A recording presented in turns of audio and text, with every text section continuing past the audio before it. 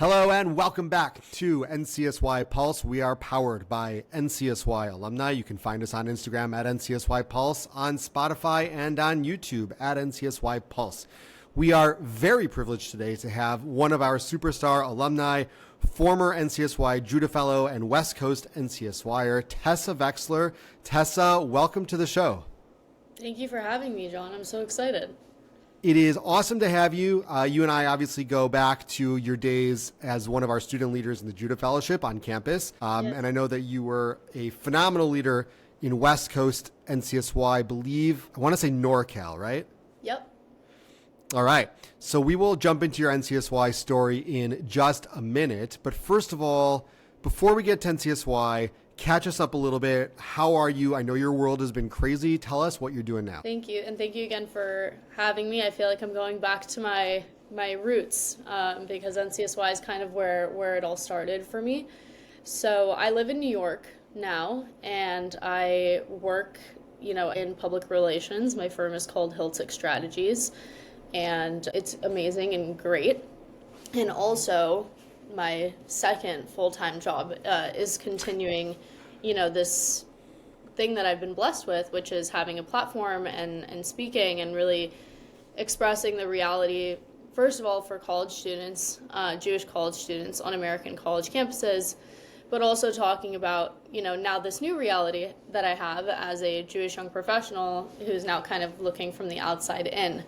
And so I've been really privileged to speak nationwide and even outside the United States. It's been a roller coaster, but I'm very, very lucky, and I'm just kind of on for the ride. And then as I enter 2025, I'm going on a campus tour, which is so exciting.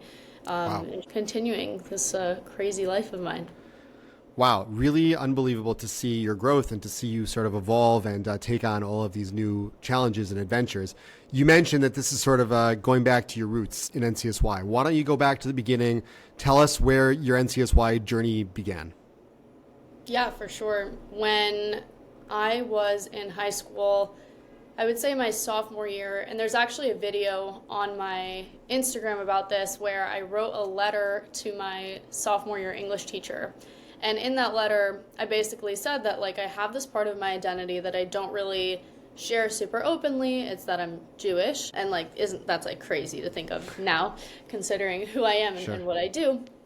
But that was just kind of a time around, 16 where I wasn't quite sure where Judaism sat in my life. And I was introduced to NCSY through a family friend who actually called my mom and was telling her about this trip to Israel called TJJ. And at this point, pretty funny, but my parents didn't know what NCSY was. And I come from a very secular former Soviet Union family. And so basically they essentially forced me to go on TJJ because I was I don't have any friends. I don't know anyone. I don't know if I want to go to Israel for a month right now. I want to go on birthright. And so I ended up going, and that kind of launched everything for me because the month that I spent was extremely inspiring, and it showed me, I finally found where I fit in Jewish life. I always tell this, but I was raised kind of in a Chabad environment because that was the only kind of Jewish center in the East Bay where I was. And so I went to Hebrew school at Chabad, and Chabad was the basis for all the Jewish holidays, etc. And I just kind of found myself more in this modern Orthodox circle. And so that really launched my interest and my passion of getting involved in NCSY. When I came back from TJJ, I started the first Jewish student union in my high school's history. Really? Yeah. And then, I went on all the NCSY programs. I did go on Yorkei Kala, and then, NCSY eventually is what led me to take my gap year. So it's my origin story, but also, where NCSY led me to get me to where I am today. Tell me real quick, who was on your bus? Who was the bus director when you were on TJJ? It was Rabbi Duvi Jacoby. Yeah, sure. I know Duvi Yes. Jacoby. That's great. From Oregon, I believe. And it was a great mix. Actually, my bus was the only one that combined with a British tour to Israel Really? as well. Yeah, so we were mixed for more than half of the trip with a group of British high school students And actually, some of them I still keep in touch with. So that made our trip special, because we were interacting with Jews that were across the world from where we were. That's really interesting. Okay, Yeah. I didn't even know that there was a partnership between TJJ and another program from England, or if they were just straight in NCSY. But either way, that's really cool. You mentioned, you went on a gap year and you're Chikala, and that I think kind of led into you and I connecting with the NCSY Judah Fellowship when you were at the University of California, Santa Barbara. Now, obviously, the past year and a half has been challenging is not the right word, does not do justice to the situation that you've been in, to the situation that many of our alumni and students have been in on campus. But tell us a little bit about what it was like pre-October 7th, what Jewish life was like, what your leadership role was like, and then let's transition into post-October 7th. I'd like to see sort of the dichotomy of how things shifted. For sure. UCSB is known for having the highest percentage of Jewish students out of all the UCs. And so our Jewish life was incredibly strong. We had a significant percentage of our Jewish community that was Israeli. And so there was also, this cultural element from them brought into our community, but generally very strong. Our Hillel and our Chabad was very collaborative. And so it kind of felt like one big community. Not exactly sure how it is at other universities where there might be kind of cliques and whatnot, but it felt very, very collaborative. We were all one big family. I became president in May of 2023, student body president. At the time, I was already president of Students Supporting Israel on my campus. And so I was more involved on, the Jewish campus life of things, but I was also, when I was elected student body president, I was serving my term as a senator in student government. So I knew kind of the both worlds. And if I had to describe what, not necessarily Jewish life, but life for Jews on campus was like, I would say when it came to the political issues and anti-Semitism, I would say it was very divisive, but there was still some tolerance in that. I remember sitting for hours with students at SJP and having very long conversations, not always ending in the result that I wanted, but there was still room for conversation. I remember the SJP president this past year when I was president, she and I had an incredible conversation. She came to an SSI event at the time. I found out that she was studying, she wanted to go to medical school. We found a lot of comparisons between our families. And so, post October 7th, the environment was just intolerant. That is the word to describe it, where not only was it intolerant toward Jews, but it was intolerant to any sort of conversation with Jews, about Israel, about anything that had to do with the Jewish community. It kind of felt like there was a separation between Jewish students and, the rest of the student body, where it was almost like, we don't want to have anything to do with this, these people on our campus because it comes along with controversy. And so for me as student body president, it was really difficult because not only was I Jewish, but I was in a non-Jewish setting, and I was the head of, the biggest organization on our campus, and it was a huge responsibility. I was the CEO of a 501c3 nonprofit. I had immense responsibility with budget and also recognizing that my role inherently was not political. Right. And yet I had very strong opinions about Israel because that's my home. So yeah, it was definitely very challenging. Definitely, you could see the change of just people even willing to have a conversation to not being willing to speak to you at all if you were Jewish or if you were a Zionist. Wow, that's really disappointing. It must have been really intense for you to be dealing with. Yeah. I know that you eventually stepped into, from being a senator, you stepped into the role of president while you were there. During all of this upheaval, what was it like serving as president, really in a situation where you need to be taking in mind the needs of the entire university, but also your own values, your own objectives, your own relationships, and balancing it in a situation where, in your own words, it was intolerant, and yet you had to be the focal point of leadership for the student body? Challenging is like the most simple way to put it, but Right. It felt in many ways impossible because I had to basically strike a balance of October 7th was a tragedy that affected the entire Jewish world, myself included. And so I was in a period of mourning. That's part one. Part two was the feeling of the Jewish community in my own home base, in my university, is really struggling right now. And I need to make sure that I'm representing them, because that's part of the reason why they voted me into this position in the first place, is because they wanted to have someone that represented themselves, that they could see themselves in this position. And then the third thing that I had to balance was basically the way that I described being student body president is that it's not a political role. At universities, when you're the student body president, you're involved in student government politics, but essentially the role is very apolitical.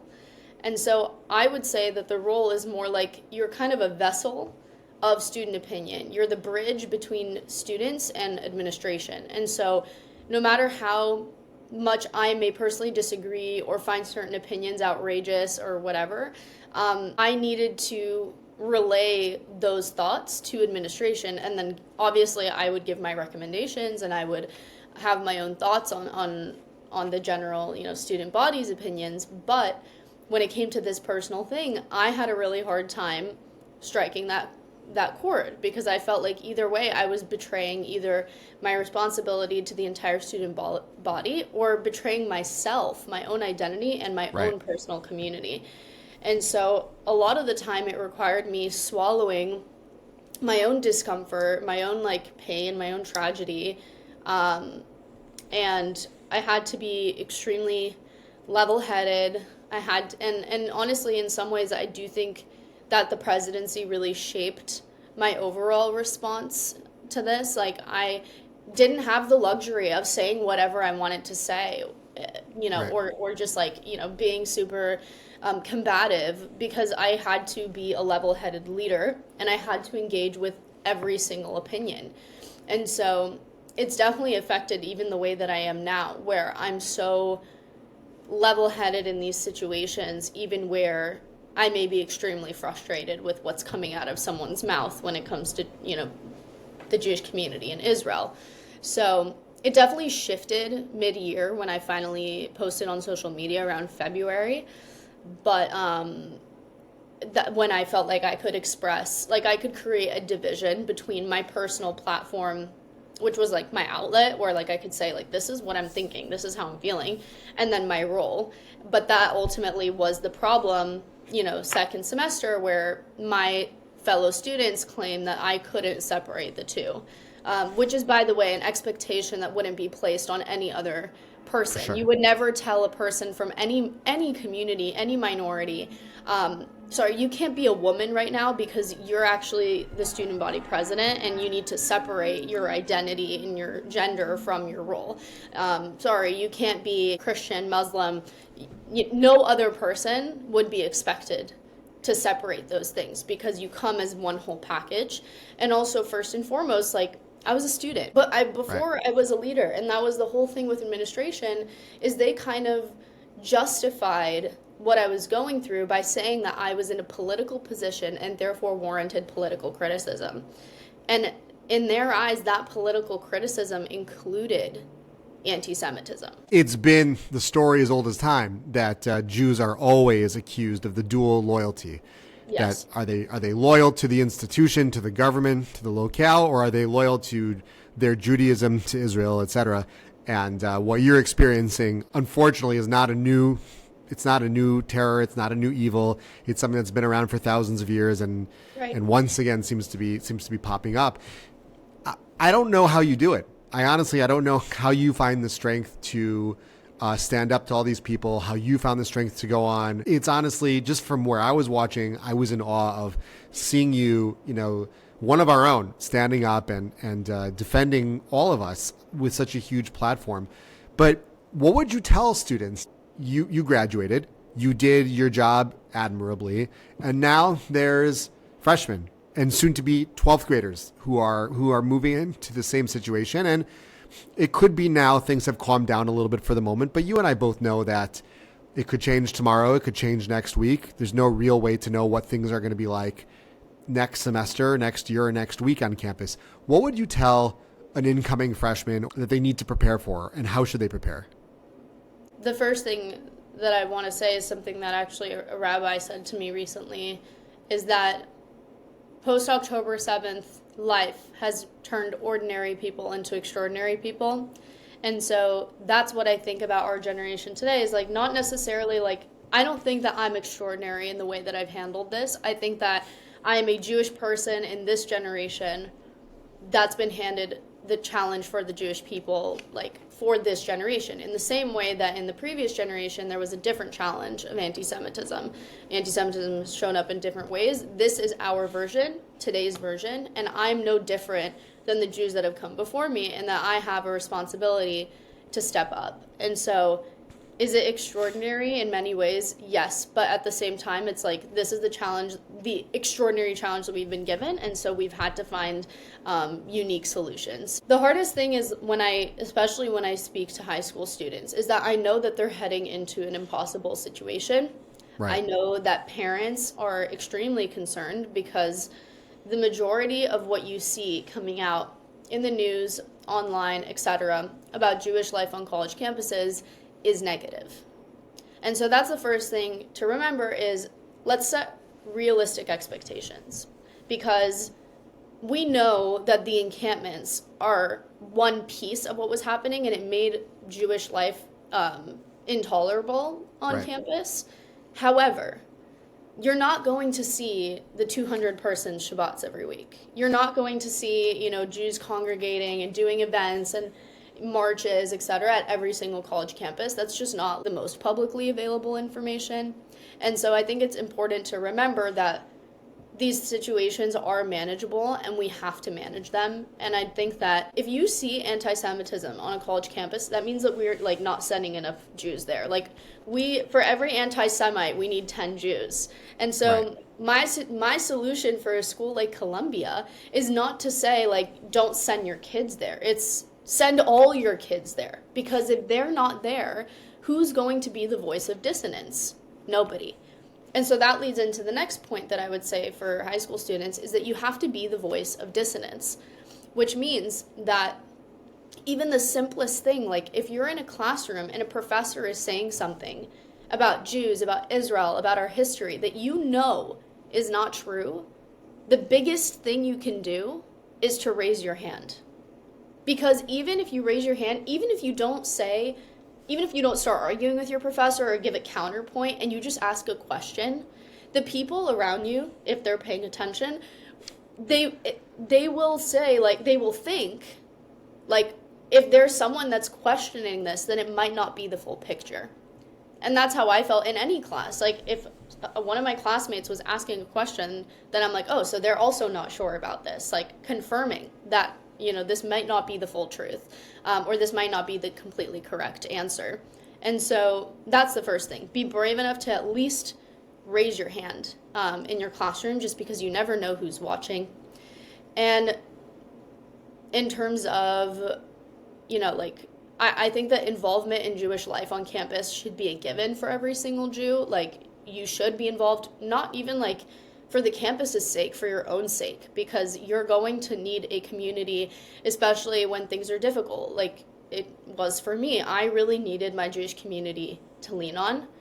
But I also think that there is importance in being involved in the broader campus community, the non-Jewish community on campus, because that is how we have influence and that is how people humanize us. For me personally, I was really proud, even before this happened. I don't know if you remember this, but when I became student body president at UCSB, I was the first Shabbos observant student body president in UCSB's history. Can you imagine? I have an automatic email response every Shabbos. So like if anyone emails me between Friday night and Saturday night, they get an automatic response saying Shabbat Shalom, like see you Sunday, Monday, whatever. Can you imagine how many people like Googled what Shabbat Shalom meant?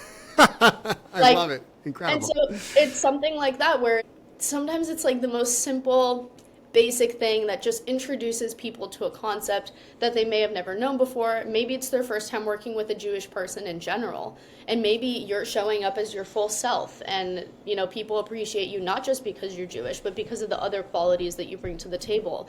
And so I felt like the people that were working for me, they respected me as a leader, as a boss, as their colleague. And therefore, when it came the time to also see how much I was affected as a Jew, they were there for me, and they defended me, and they, sympathized. And so that would be my advice. Don't isolate yourself, get involved, and be brave enough to raise your hand. That's really outstanding. And you really have developed into such a beacon for the Jewish people on campus and beyond campus. And you did so much that I would not have even thought to do, and so many things you did right. Was there ever a moment, looking back on all this, where maybe you didn't do it so perfectly? You could look back, we all make mistakes. And whether it's the fellows or my students or my colleagues, I am a fan of sharing my mistakes. There are many of them to share. But is there a time that you tried for something amid all of this and, let's say, missed the mark of what you were going for, but maybe learned something else along the way? Sure. I actually prefer people to see me as an imperfect being, because I think Sure. First of all, I don't believe in idolizing anyone. And I always tell students this, that your heroes can be your heroes, but you also have to recognize that they're human beings. Right. And anything that you see as qualities in your heroes can be your own, and you can adapt them. And so in terms of mistakes that I've made, I think I've made a lot. I think something that I'm still working on is having patience. And not always, doing the first gut reaction thing. Sometimes it serves me well, like in February when I posted on social media and that picture went viral where I'm standing in front of, the poster that says Zionists not allowed. That was a very gut reaction moment for me, where I texted my friend, I'm like, I think I'm going to just do something crazy. I haven't said anything publicly about this, and I'm just going to, out of nowhere, with no thought considered, and look where it led me. But then there are other times also where I've maybe responded too quickly or, made a comment that I regretted. And it just came from not really thinking things through or demonstrating some self-restraint. So I think, and then also the reverse has happened, where some people don't deserve your patience.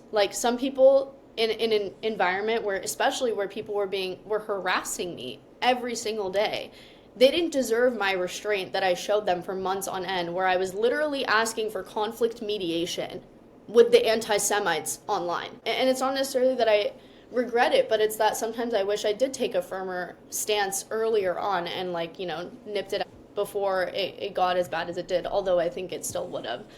And so I think it's kind of, the advice that I would give is finding the balance between knowing when to act and acting with conviction, and also knowing when it's okay not to say something. You don't have to comment on every single issue. You don't have to comment on every instance, that of anti-Semitism necessarily. I think it's always important to do something, but sometimes the most obvious response is not the right one.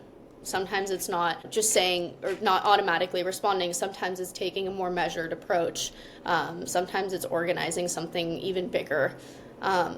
And so that's kind of what I've learned with time. And I still make that mistake frequently, but it's par for the course. So it is, and we all do. And that's part of being a leader, and part of being human is you make mistakes, and sometimes they're big mistakes, but we learn and we move on and we grow. That's the best way to grow. You're clearly a tremendous up-and-coming leader, and from our perspective at NCSY, seeing you ascend it's really amazing, and we're all very proud to see what you're doing for the Jewish people, for Israel. I'd like to think that there, is a small part of this that in your NCSY history, we can find some of the origins, we can find some of the impacts that maybe pointed Tessa Veksler into this upward trajectory.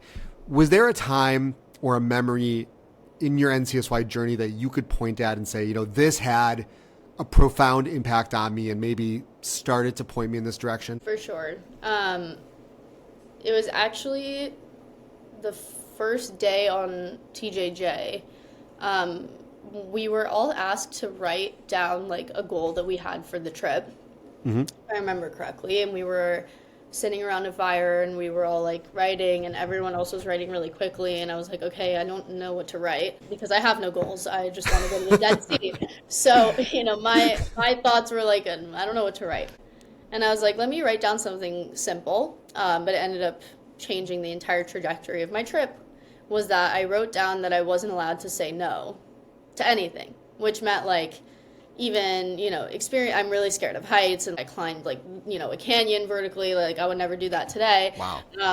It was like keeping Shabbat and keeping kosher, and just like sticking to the experience and living it to the fullest and really trusting the process. And I think that really outlined where I am now, because I remember coming back from TJJ and feeling really lost because there wasn't a Jewish student union, and that's why I started one. But, I was like, how do I keep this? Yeah, it was easy to keep Shabbat when I had a program that was feeding me and giving me programming, and everyone else was in the same boat as I was. But now I'm back in this environment. My parents weren't necessarily super supportive of it, and I was just like, okay, what do I do with this? And I think that is literally why it's so important to me now. Like, why Shabbat is such a value for me, because it was kind of a challenge to get there. And so it definitely instilled something in me today, that challenges are perfectly crafted to you by Hashem, because you're the only person that's meant to deal with them. And so when this happened to me throughout this past year, I was like, this is just my handcrafted challenge. Like, I'm the Jewish student body president right now for a reason. I'm supposed to be in this position. Maybe I secretly hoped for like something that would activate me, and this was my chance. Hashem maybe could have laid it a little easier, but this is what was given to me, and this is how, I had a choice to make. Either step down from your role and be fine, or step up to the challenge. And I chose to step up to it, and it was because I had this like core thing of like trusting the process and really realizing that even the most challenging experiences are meant to shape you and not break you. Love it. Amazing. It sounds like you got a lot of really good insight and advice, and perhaps even some good mentorship along the way in your journey. Is there someone from NCSY that you could point to and you would say, that person was a mentor, that person was an impact on my life? Obviously, it seems like you took advantage of the whole program, whether it was TJJ or your hometown programs, but was there somebody from NCSY that stuck out in your mind that you would identify as a key figure in this growth process? For sure. And I think I could list several. Like, I remember in my first days that I was starting, Dr. Lukens was a huge figure in NCSY in general, but especially for me. And I actually met him on TJJ, and he was so inspiring for me. And then I had an NCSY advisor named Mara who would learn with me every single week, and that really shaped me in the beginning because I felt super behind on knowledge. But I would say through and through, start and now, is Rabbi Akiva Naiman. He is remarkable in so many ways and in everything that he does and continues to do for NCSY. But for me personally, he's someone who I definitely turn to, and he was honestly like part of the reason why I got to go on my gap year, because he was like the mediator with my parents, and he helped me even in the past few weeks, like if I ask him questions about this new professional career that I have in the Jewish space, he's really helpful in advising me there. So both as a rabbi, as a mentor, as a friend, I really admire him. Hopefully he doesn't hate me for saying anything. No, I know Akiva very well, and he's a friend, and he's not just a mentor to you, he's a mentor to so many others. And like I said, a friend of mine, a friend of so many at NCSY, and you were lucky to have him, if we're being honest. And I think he was lucky to meet you, and you guys obviously were able to really strike up an amazing relationship that you still have to this day. And really credit to you and credit to Akiva for being able to identify that. And I think that's one of the really incredible things of NCSY. One of the amazing features, I guess, of the organization is that we have amazing people like Akiva all over who are able to step up and impact young Jewish leaders and really stick with them through the process. Like you said, stick to the process, stick with the people, And that's really what powers everything.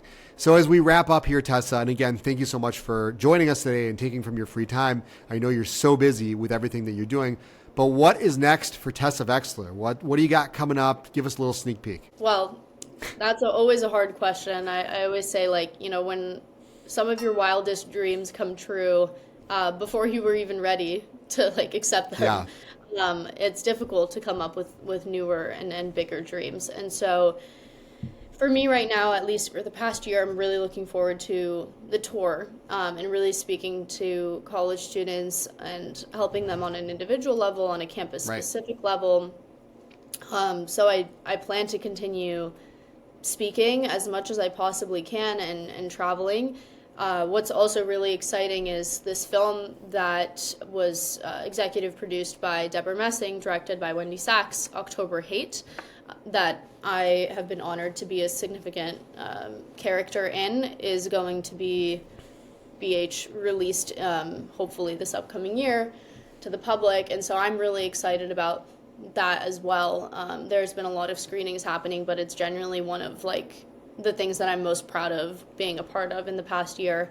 So I'm just excited for people to see it, both Jewish and not Jewish. And, it's hard to tell where I'll be in the future, whether it will be in politics. I've been working on a book, but it's difficult to write a book when you're also working a 9 to 5 and you're traveling as much as I am. But I do have a lot of goals and am looking for continuous involvement and also for strengthening various coalitions in the Jewish world. I would love to be someone who is pioneering the relationships between the Jewish community and other groups. That's one of my goals in the next couple of years. So you haven't seen the last of me. I will continue being on social media and speaking and traveling, and as long as people want to listen, I will keep talking, and probably even then. We love to hear it. We're really proud of you here. And thank you so much again for spending some time with us today. Everybody, you can follow Tessa's adventures on Instagram at Tessa Veksler. This is NCSY Pulse. Again, you can find us on Instagram at NCSY Pulse, on YouTube at NCSY Pulse, and wherever you find your podcasts. Everybody have a happy new year. And Tessa, thank you very much. We'll talk to you soon. Thank you so much.